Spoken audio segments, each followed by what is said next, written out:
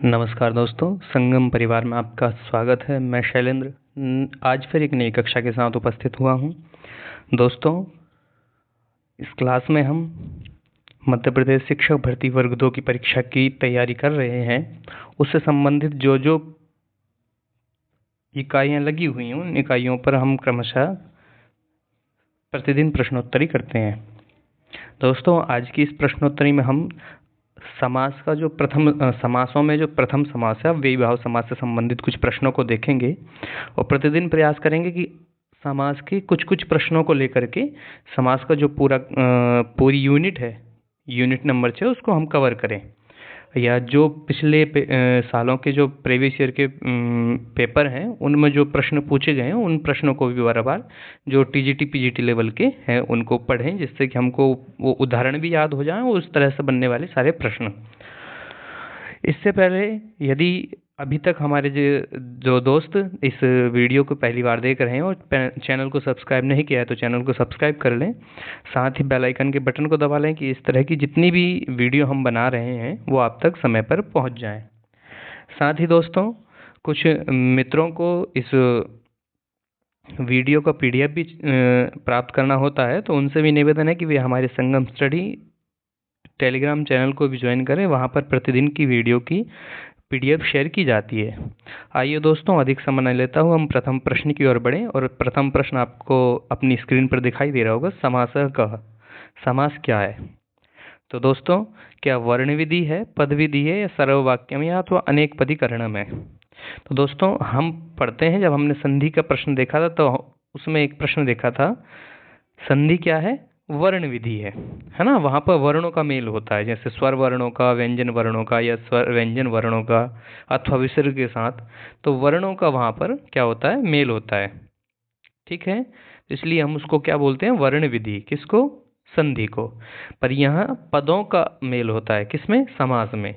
तो जहाँ पदों का मेल होता है वहाँ उसको हम बोलते हैं पद विधि अर्थात समास। ठीक है, सर्ववाक्यम नहीं होता दोस्तों। अनेक पदीकरणम, अनेक पद नहीं करने होते, हम अनेक पदों को एक पद करते हैं, तो इसको एक पदीकरणम भी कह सकते हैं, एक पदीकरणम। ठीक है, क्योंकि इसमें जैसे मैंने कहा कि पंचानाम गंगा नाम समाहारः पंचगंगम, तो पंचानाम, गंगा नाम, समाहारः, 3 शब्दों को मिला करके हमने एक शब्द लिख लिया, है ना। जैसे माता च, पिता च, 4 शब्दों को बना करके लिख दिया हम पितरौ। ठीक है, तो एक पदीकरणम समास समास होगा। और पद विधि किसको कहेंगे? हम समास को कहेंगे। आशा करता हूँ आपको इस प्रश्न का उत्तर और साथ में जो बताई गई और बातें भी सही समझ में आ गई होंगी। निवेदन यह भी है कि सभी मित्र पेन कॉपी लेकर के बैठें, और जिनके पास बैठे हैं उनके लिए तो बहुत बहुत साधुवाद, परंतु जो नहीं है तो पहले वीडियो को यहीं पॉज करके पेन कॉपी लेकर के बैठें, क्योंकि ये जो पीडीएफ है ये तो मिल जाएगा, इसके साथ साथ जो और चीज़ें मैं बता रहा हूँ वे चीज़ें आपको नोट करनी है ना। और ऐसा नहीं है कि वे चीज़ें काम की नहीं है, वे सभी आपके इन प्रश्नों से संबंधित हैं, अपने इस विषय से संबंधित है ना। आइए दूसरे प्रश्न की ओर बढ़ते हैं। समासः कथितः, ये प्रश्न बहुत ही कंफ्यूज करने वाला होता है, परंतु उसको ध्यान से सुनेंगे समझ में आ जाएगा कि जब हम लघु सिद्धांत कौमुदी के हिसाब से देखें तो वहाँ पर आया समासः पंचधा, है ना। 4 तो यही है कि आपका व्ययी भाव, तत्पुरुष, बहुव्रीहि, द्वंद्व, है ना। और एक और आया वहाँ पर केवल समास, जिसको सबसे पहले उन्होंने बोला है केवल समास। ठीक है, तो जब आपसे इस तरह से पूछा जाए, पर यह प्रश्न आता है ज़्यादातर पीजीटी अथवा नेट जेआरएफ की जो या असिस्टेंट प्रोफेसर की जो प्रतियोगी परीक्षाएं उनमें, परंतु यदि नॉर्मल आपसे पूछा जाए समास कथितः तो आपको फिर करना है षड, है ना। अब जो आपके लेवल का, आपके काम का जो प्रश्न है, वहाँ की जब पेपर आता है तो हमको पेपर में जो 4 विकल्प दिए उन पर भी जाना होता है कि किस विकल्प में क्या पूछा गया है। यदि वहाँ पर पंचधा लिखा है और षड नहीं है ना, अथवा चत्वार, तो उन चीज़ों को भी देखना है। तो वैसे जो यूपीटीजीटी या स्थान आरपीएससी इत्यादि जो परीक्षाएं उन पर जो समास पूछा गया वहाँ पर 6 प्रकार बताएं। कौन कौन से? एक तो 4 जो है मुख्य, 4 कौन कौन से? अव्ययी भाव, है ना, तत्पुरुष, द्वंद्व और बहुव्रीहि। ठीक है, ये तो मुख्य 4 हो ही गए हैं। साथ के साथ इन दो में जो तत्पुरुष के दो भेद हैं, कर्मधारय और द्विगु, इन दोनों को भी जोड़ना होता है। तो टोटल कितने हो जाते हैं दोस्तों? इस तरह से 6 हमारे समास हो जाते हैं। अब यदि मैंने एक प्रश्न और विकल्प और भी दिया है, यदि वहाँ 4 हुआ, मान लो ना 5 भी नहीं है वहाँ संख्या, 6 भी नहीं है, तो फिर 1 2 3 4 है, तो फिर आपको 4 से जाना है। और 4 कौन कौन से हैं ये भी ध्यान रखना है। अव्ययी भाव जो मुख्य बताए गए हैं, अव्ययी भाव, तत्पुरुष, क्योंकि तत्पुरुष के अंदर बहुत सारे वेद हैं पर उसके अंदर सबको समाहित कर लिया है ना। और जो मुख्य वेद हैं जिनको हम अलग से पढ़ते हैं, कर्मधारय और द्विगु, उसको भी देखना होता है। तीसरा आपका बहुव्रीहि अथवा द्वंद्व, बहुव्रीहि, और चौथा द्वंद्व। ठीक है, तो इस तरह से 4 बीट, तो जिस तरह का विकल्प हो उस तरह से आप प्रश्न का उत्तर दे सकते हैं। बाकी मैंने आपको बता दिया है कि यदि टीजीटी पीजीटी में ज़्यादातर इसका उत्तर होता है वो षड होता है ना, 6 होता है। और जब आप असिस्टेंट प्रोफेसर या नेट जेआरएफ की परीक्षा दे रहे होते हैं तो उसमें पंचधा कहा जाता है, क्योंकि लघु सिद्धांत कौमुदी वहाँ पर पुस्तक लगी हुई होती है ना। चलिए, अब मैंने जिस पुस्तक का नाम लिया है, आप सब लोगों को उसके जो राइटर हैं लघु सिद्धांत कौमुदी, उनका नाम आपको कमेंट बॉक्स में लिख देना है कि लघु सिद्धांत कौमुदी के कर्ता कौन है।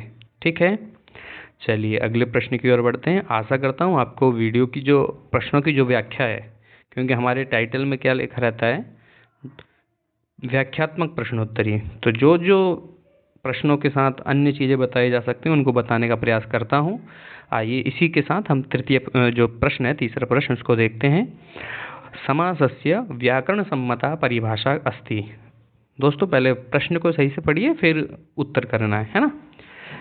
तो व्याकरण के देखो, संक्षिप्तीकरणम समास ये भी सही है, पदमेलनम समास ये भी सही है ना, पद विलोपनम का नहीं है। पर इन्होंने पूछा व्याकरण सम्मता, व्याकरण में क्या परिभाषा दी है, तो लघु सिद्धांत कौमुदी में एक वाक्य आता है समसनम समास, इसलिए यही प्रश्न इसका उत्तर सही होगा। ठीक है, व्याकरण सम्मिता वहाँ की संक्षिप्तीकरणम समास है, इसमें संक्षिप्त किया जाता है क्योंकि बहुत सारे पद होते हैं उनको एक साथ ले, और पदों को मेलनम, जहाँ पद का मेलन किया जाए इसलिए इसको पद विधि भी कहा जाता है। तो परिभाषा ये दोनों भी सही हैं, परंतु हमें क्या ध्यान रखना है कि व्याकरण सम्मतः है ना। चलिए अगले प्रश्न की ओर बढ़ते हैं। इस प्रश्न का जो उत्तर है समसनम समास। आइए चौथा प्रश्न देखते हैं। समासे प्रथमानिर्दिष्टम उपसर्जनम कुत्र प्रयोक्तव्यम। आपने एक सूत्र पढ़ा होगा तो वहाँ पर आया है प्रथमानिर्दिष्टम समास उपसर्जनम, पूर्व उपसर्जनम, है ना। तो इस प्रश्न का जो उत्तर क्या है, पूर्वम। ठीक है, चलिए अगला प्रश्न देखते हैं।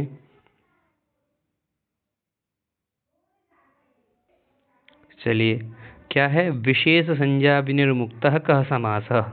इस तरह से ये प्रश्न आ सकता है। तो ये भी पंक्ति लघु सिद्धांत कौमुदी की है, केवल समासः। अब आपको लगता होगा कि इन प्रश्नों का यहाँ संकलन क्यों किया गया है, कि कई बार क्या होता है कि जो परीक्षक है उसके मन में क्या है हम नहीं जानते हैं, तो जो समास के कुछ मुख्य प्रश्न हैं उनको यहाँ पर पहले दिया गया है ना। तो विशेष संज्ञा विनिर्मुक्तः केवल समासः। ठीक है, साथ के साथ ये भी आप लोगों के लिए कि इनके साथ साथ इसको क्या बोलेंगे, इसको क्या बोलेंगे, इसको क्या बोलेंगे, ये भी आप थोड़ा अपने आप से नोट डाउन करते जाइए कि थोड़ा होमवर्क भी हो जाएगा और आप जब मूल पुस्तक से पढ़ेंगे तो आपको और ज़्यादा ज्ञान हो जाएगा, है ना। चलिए जैसे बहुव्रीहि क्या अन्य पद प्रधान है ना, अन्य पद की प्रधानता जहाँ पर होती है वहाँ पर बहुव्रीहि होता है। ठीक है, संख्या पूर्वो द्विगु, जहाँ पर संख्या पूर्व में दी जाती है उसको हम द्विगु समास कहते हैं। विशेषण विशेष्य भाव, जहाँ पर विशेषण और विशेष्य का भाव रहता है वहाँ कर्मधारय है। तो इस तरह की चीज़ें हमको ध्यान में रखनी है।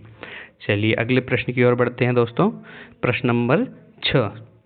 दोस्तों अभी तक यदि वीडियो को लाइक नहीं किया है तो आप सब वीडियो को लाइक कर दें और इस वीडियो को शेयर भी करें कि जो जो अपने मध्य प्रदेश शिक्षा भर्ती वर्ग 2 में बैठने वाले अभ्यर्थी हैं, अपने साथी हैं, उन सबको लाभ मिल सके।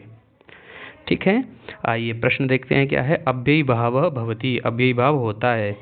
न कोपि पद प्रधानम, यानी कोई भी पद प्रधान नहीं होता, क्या होता है, नहीं। अन्य पद प्रधानम, यह भी मैंने बता के आया, यहाँ तो बहुव्रीहि होता है जब भी अन्य पद की प्रधानता होती है। पूर्व पद प्रधानम अव्ययी भाव, और उत्तर पद प्रधानम क्या होता है, तत्पुरुषः। ठीक है, चारों विकल्पों में क्या क्या कहा गया है वो हमने देख लिया है कि ये तो कुछ होता ही नहीं है। या तो होगा अन्य पद प्रधान बहुव्रीहि, पूर्व पद प्रधान अव्ययीभाव, उत्तर पद प्रधान तत्पुरुष, और जहाँ दोनों पद होते हैं वहाँ पर द्वंद्व, उभय पद प्रधानो द्वंद्व समास। ठीक है, चलिए अगले प्रश्न की ओर बढ़ते हैं। प्रश्न नंबर 7, प्रायेण पूर्वपद प्रधान कह अव्ययी भाव। ठीक है, तत्पुरुष उत्तर पद, ठीक है, उत्तर पद। इसके बाद द्वंद्व क्या है, उभय पद। ठीक है, कर्मधारय विशेषण विशेष्य भाव, विशेषण विशेष्य भाव। ठीक है, ये चीज़ें भी आप याद रखेंगे। आशा करता हूँ आपको वीडियो अच्छी लग रही होगी, क्योंकि आपके जो काम का कंटेंट है वहाँ पर दिया जा रहा है। चलिए अगले प्रश्न की ओर बढ़ते हैं। अव्ययी भाव संज्ञायाः फलम किम। जो हम अव्ययी भाव संज्ञा कर रहे हैं इसका फल क्या है? क्या प्रातिपदिक होता है, सुपों का लुक होता है, अथवा सुप प्रत्यानाम प्राप्ति होती है? नहीं, अव्ययी भाव संज्ञा करने से अव्यय संज्ञा का लाभ होता है हमें, क्योंकि जिस शब्द में अव्ययी भाव समास होता है वो निश्चित रूप से अव्यय बन जाता है। ठीक है, चलिए अगले प्रश्न देखते हैं। इस प्रश्न का जो उत्तर था वो अव्यय संज्ञा। ठीक है, नित्य नपुंसक लिंगैक वचनांत समास भवति। जो नित्य नपुंसक लिंग एक वचन शब्द बनता है किसी समास के बाद, वो कौन सा समास है? तो वो है दोस्तों अव्ययी भाव। ठीक है, जैसे नवानाम रात्रिणाम समाहार नवरात्रम। ठीक है, इस तरह के उदाहरण इसके होते हैं। ठीक है, चलिए अगले प्रश्न की ओर बढ़ते हैं।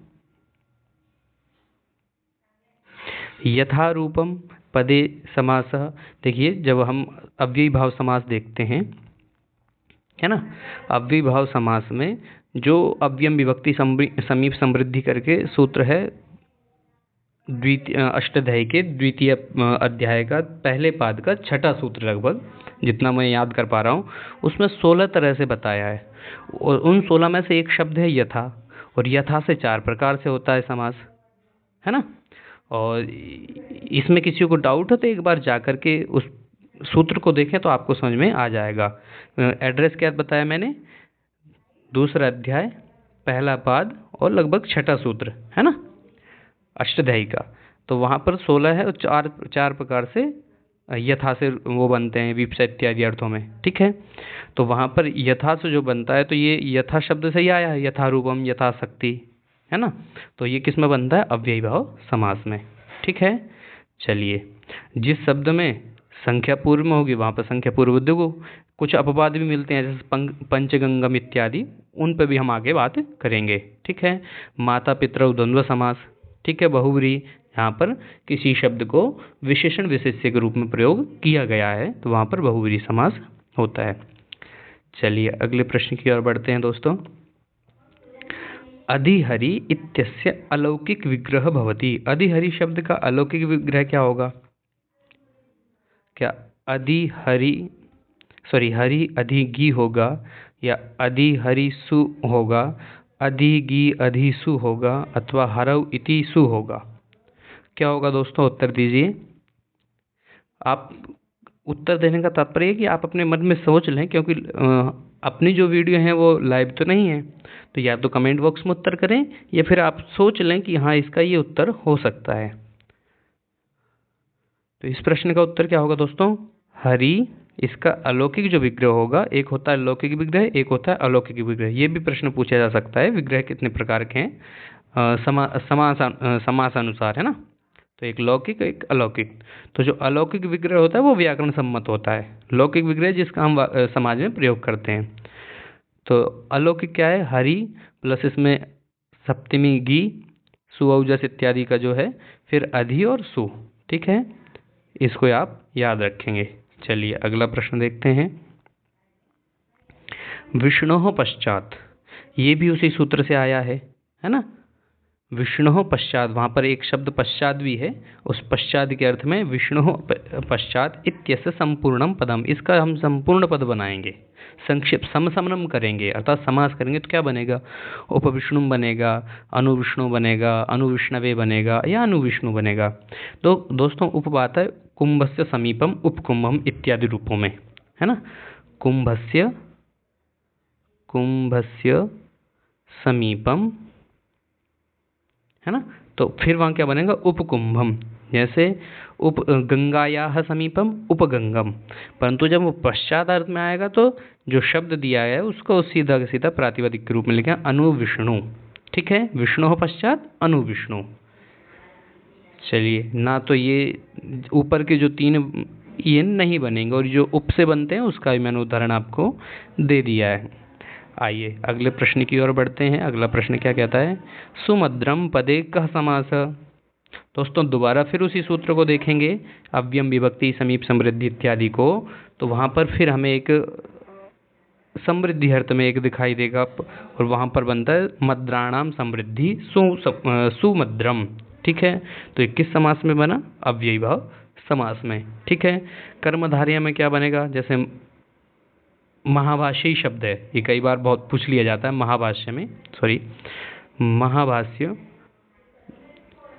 कौन सा समास है, तो कर्मधारय हो, क्या होगा, महान चासौ भाष्यम महाभाष्यम, की भाई महान भी वही है और भाष्य भी वही है।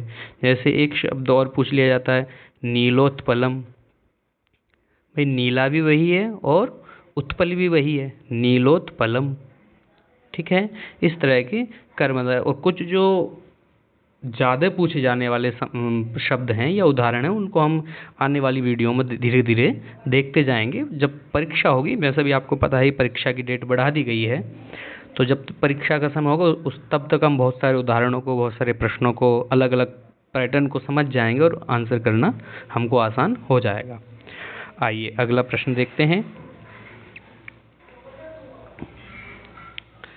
अव्ययी भाव समास, जो कि हम 6 यूनिट में पढ़ रहे हैं, उसका जो 14 नंबर का प्रश्न है जिसके बारे में बोल रहा था, आगे बात करेंगे, क्या है, पंचगंगम पदे कः समास, ठीक है। दोस्तों वैसे तो संस्कृत के अनुसार ये ऐसा लिखा जाएगा, पर कई बार फ़ॉन्ट नहीं मिलने के कारण इस तरह की गलतियाँ हो जाती हैं, उनके लिए मैं क्षमा प्रार्थी भी हूँ। तो आइए देखिए है पंचगंगम पदे कः समास, जो पंचगंगम शब्द है, अब हम डायरेक्ट किस प्रश्न पर जाएंगे, द्विगु पे, क्योंकि अभी मैंने या आपने सुना है कि जहाँ पर संख्याएं पहले हों, है ना, संख्या जहाँ पर पहले दी गई है वहाँ पर हमें द्विगु समास करना है, परंतु यहाँ तो ऐसा मैं मना कर रहा हूँ कि ये तो नहीं होगा। क्यों, कारण ये है कि दोस्तों एक सूत्र है नदीभिश्च, है ना, ये सूत्र अपवाद सूत्र है द्विगु समास का, और ये बताता है कि जब नदीवाची शब्दों का प्रयोग हम करें, है ना, उनके साथ जब संख्या शब्द का प्रयोग करें, और इसमें संख्या की जो अनुवृत्ति है वो संख्या वंशीन, इस सूत्र से संख्या की अनुवृत्ति आ रही है, ठीक है। तो वहाँ पर क्या बोला है कि जैसे संख्या वंशेन इत्यादि में तो ये वंश अर्थ में त्रिमुनि इत्यादि उदाहरण बनते हैं, है ना, त्रिमुनि द्विमुनि, परंतु नदीवाची शब्दों के साथ भी हमें अव्ययी भाव समास करना होता है, भले ही संख्या पूर्व में हो। तो अब कौन सा समास होगा दोस्तों, अव्ययी भाव, ठीक है। कारण क्या है, नदीभिश्च यहाँ पर कारण है। तो इस तरह से कई बार प्रश्न ये भी आ जाता है कि पंचगंगम को पंचगम लिखने वाला जो या समास करने वाला सूत्र यहाँ पर कौन सा है, नदीभिश्च है, ठीक है। और इसमें संख्या की अनुवृत्ति किस सूत्र से आती है, संख्या वंशेन। दूसरा एक चीज़ और भी पूछ ली जाए आपसे कि त्रिमुनि में किस सूत्र से समास हुआ है, तो वहाँ पर संख्या वंशेन आपको लिखना होगा, ठीक है। वैसे तो इतनी डीप में नहीं जाएंगे टीजीटी पे, पर जैसे आते हैं अभी मैंने बता दिया, आप नोट कर लीजिए, है ना। और जो एड्रेस मैंने आपको बताया वहाँ जा कर के देखेंगे तो अव्ययी भाव समास के कुछ प्रश्नों को आप वहाँ पर अपने आप सीख जाएंगे एक बार पढ़ने से ना। चलिए अगले प्रश्न की ओर बढ़ते हैं। प्रश्न नंबर 15, जो कि मुझे लगता है कि इस क्लास का अंतिम प्रश्न होगा। इस प्रश्न में क्या पूछा है, जो मैंने अभी आपको बताया कि एक तरह से प्रश्न ऐसा भी पूछी जा सकता है कि कुछ उदाहरण दे दिए जाएंगे, उस उदाहरण के अनुसार आपको उत्तर लिखना है। जैसे इत्यत्र समास विधायकम सूत्र। अब आप संख्या देख करके पहले क्या कर देंगे, संख्या पूर्वोद्दिगु, जो कि पेपर के समय तो आपको अच्छा लगेगा, पर जैसे ही पेपर के बाद निकलेंगे तो आपके मुख से एक ही बात निकलेगी, ओह ये तो मैंने गलत कर दिया, पर इसी के साथ आपका नंबर भी कट गया है। तो ध्यान ये रखेंगे कि पंचगंगम इत्यादि जो शब्द है वहाँ पर नदी विशेष से समास होता है। और ऐसे ही इसका कोई उदाहरण दे करके ही पूछा जा सकता है, जैसे चार थे द्वंद्व का ही पूछा जा सकता है। पितरऊ शब्द दे दिया जाए कि यहाँ पर किस शब्द से समास हो रहा है, तो चार थे द्वंद्व, ठीक है। बहुव्रीहि अनेक मन्य पदार्थ है, ठीक है। तो इस तरह से जो जो प्रश्न सामान्यतः समास से बन सकते थे या अव्ययी भाव से, या आगे बहुत सारी जो उदाहरण देखेंगे हम पिछले जो पेपर में आए हुए हैं उनको धीरे धीरे अब कवर कर लेंगे और बार बार प्रैक्टिस करेंगे, तो आपके समाज से जितनी समस्याएं वो धीरे धीरे खत्म हो जाएंगी। आइए दोस्तों, आप लोगों ने वीडियो को ध्यानपूर्वक सुना, देखा।